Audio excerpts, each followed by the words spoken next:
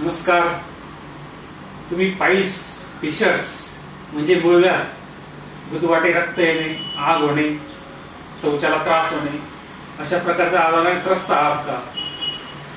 जर तुम्ही ह्या आजाराने त्रस्त असाल तर हा व्हिडिओ तुमच्यासाठी. नमस्कार मित्रांनो, मी डॉक्टर पंकज हरणे, पाचोरा येथे नारायणी आयुर्वेदिक पंचकर्माच्या माध्यमातून रुग्णसेवा देत असतो.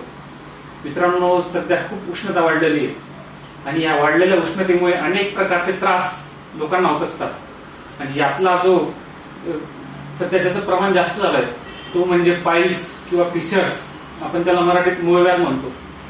मित्रांनो, मूळव्याध हा त्रास का होतो इथून त्याला समजून घेतलं तर ट्रीटमेंट खूप सोपी असते. नाहीतर आपल्याकडे जे आहे ते 8-9 वेळा ऑपरेशन केलेले पेशंट आहेत, पण त्यांना परत परत मूळव्याधीचा त्रास होत असतो. मित्रांनो, हे सगळं कशामुळे होत असतं? कारण बेसिक ट्रीटमेंट त्यांची होत नसते. आता उन्हाळा ऋतू चालू आहे आणि या उन्हाळा ऋतूमध्ये जे आहे बाहेरील तापमान खूप गरम आहे आणि अशा वेळी हिरवी मिरची, लसूण, अद्रक युक्त अन्न जास्त खाल्लं गेलं किंवा स्पायसी फूड जास्त खाल्लं गेलं, मसालेदार अन्न जास्त खाल्लं गेलं तर काय होत असतं, आतड्यांमध्ये स्पाझम तयार होत असतात आणि हे स्पाझम तयार झाले का ते ओव्हर स्पाझममुळे जे ते गुदमार्गातून रक्त येत असतं.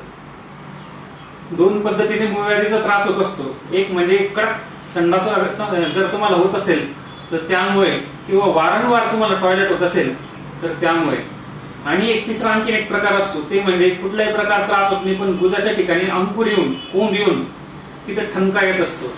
हा एक तिसरा वेगळा प्रकार असतो.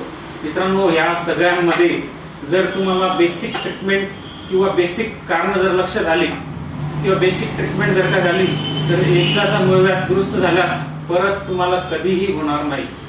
मित्रांनो, काय असतं, मूळव्याध म्हणजे गुदमार्गाच्या ठिकाणी जे 3 रक्तवाहिन्या असतात त्या ठिकाणी शेवटची रक्तवाहिनी जी असते ती सुजून फुटून तिथे एखाद्या वेळेस कोंब येतो किंवा ती फुटून रक्त निघतं.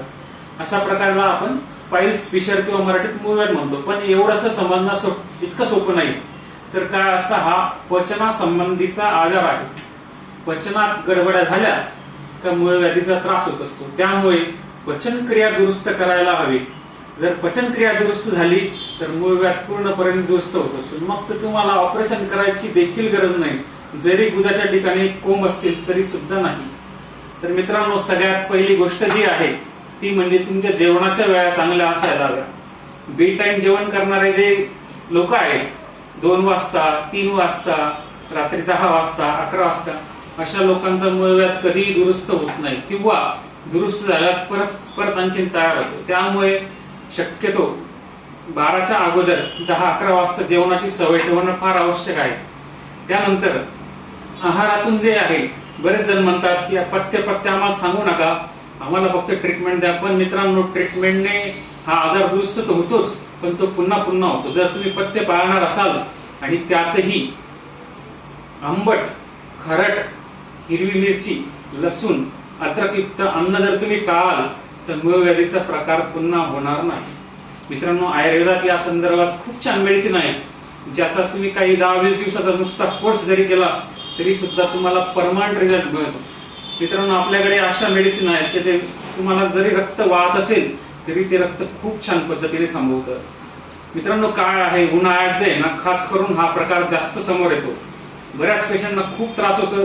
अक्षरशः रोज सकाळी 2-2, 3-3 वेळा टॉयलेट गेले खूप सारं रक्त त्यांना पडत असतं किंवा कडक संडास झाली तरी सुद्धा त्यांना खूप रक्त पडत असतं. मित्रांनो, अशा व्यक्तींनी जे आहे 1 दिवस जे आहे मुगाची डाळ आणि खिचडी यावर राहायला हवं आणि मग दुसऱ्या दिवसापासून फिक्क अन्नापासून सुरुवात करायची. खास करून बाजरीचे पदार्थ जे आहेत ते सुद्धा टाळायला हवे.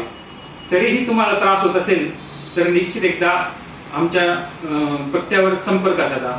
आमचा पत्ता आहे नारायणी आयुर्वेदिक पंचकर्मा हॉस्पिटल, डॉक्टर पंकज हरणे, कृषी उत्पन्न बाजार समिती कॉम्प्लेक्स मध्ये, भडगाव रोड, पोलीस लाईन समोर, पाचोरा. मोबाईल नंबर 8788658941 आणि वेळ असेल सकाळी 11 ते संध्याकाळी 6 पर्यंत. कुठल्याही प्रकारचं ऑपरेशन करण्याची गरज नाही आणि विदिन डे खूप कमी दिवसात पुन्हा कोर्स करण्याची आवश्यकता नाही. एक व्यवस्थित कोर्स केला, मूळव्याध मध्ये पाईल्स असेल किंवा फिशर्स असेल खूप छान दुरुस्त होतात. निश्चित एकदा भेट द्या. धन्यवाद.